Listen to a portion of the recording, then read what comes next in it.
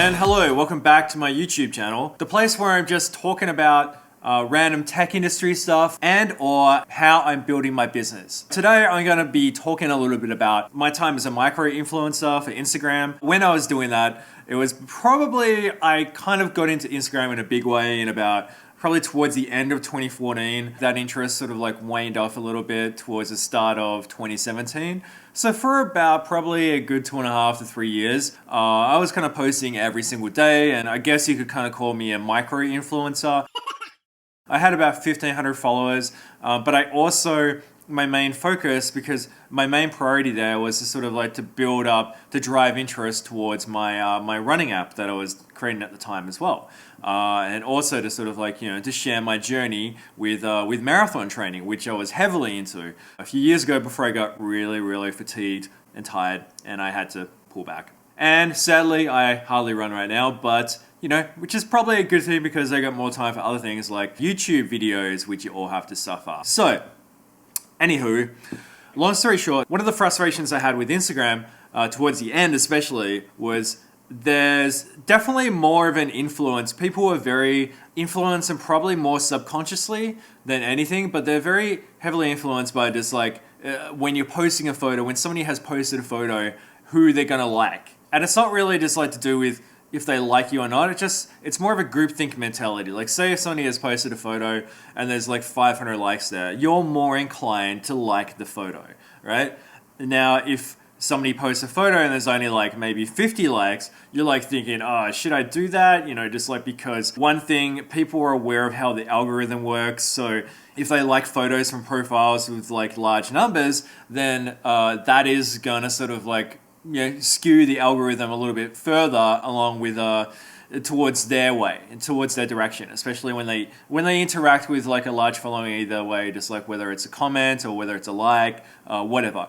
And also the other thing is that perhaps people, I never sort of prove this, but perhaps it's more of a social kind of human factor, but perhaps people are more hesitant to like photos where there's a lower number of likes on their photos because of like some kind of social proof, I guess, But even if you don't really like the photo or the post so much, chances are higher that you're going to like it even more if there's like 1,000 other people that have liked it, and especially if you see some of your peers that you follow that have liked it, because you're like, oh, okay, I don't really quite understand or resonate with the message, but I got to like it anyway because, hey, I'm one of the club.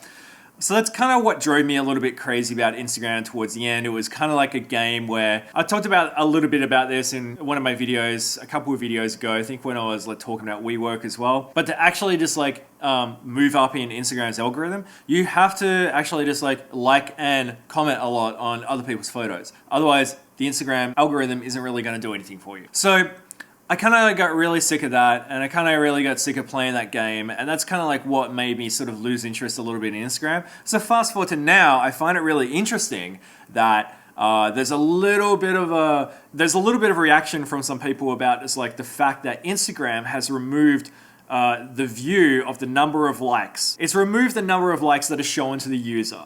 So if I'm scrolling down Instagram now, I don't see that one photo has 100 likes, the next has 50 likes, and the next has 200 likes. I don't see any of that. So I think that's a good thing because I can focus, as a user, you're going to be more focused on the photo and the content being like the paragraph that is written below the photo. I think that people who are going to benefit mostly from this. I was interacting with someone on Twitter, Catherine Wu, and she's a well-known just like investor, entrepreneur. She made a good point about just like, it's mainly the fact that this is going to play into the hands of brands, and this is why Facebook has done that. And I agree with that. I think it's definitely Facebook's main intention to do that.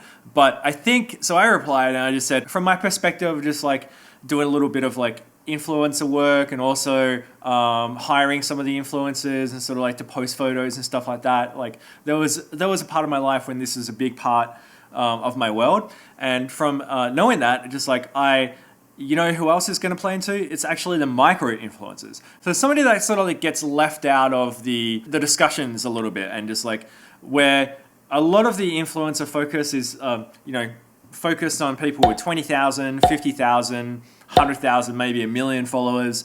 and they post regularly, and regularly just like their photos maybe get thousands of likes for every single photo post. But that's what I call the established influencers. But it's the micro influencers, it's the newcomers that I think are going to benefit the most from this.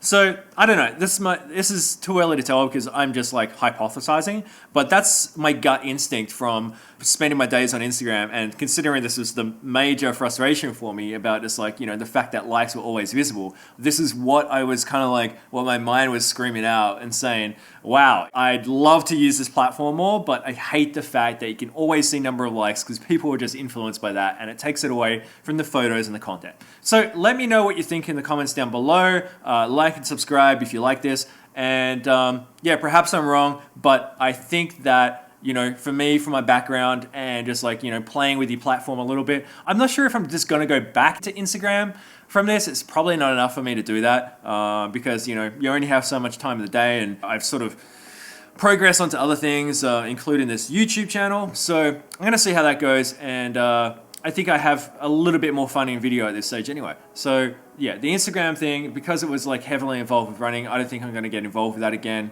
But never say never. A year ago, I was saying like I would probably never be doing YouTube, but here I am. So thanks for watching.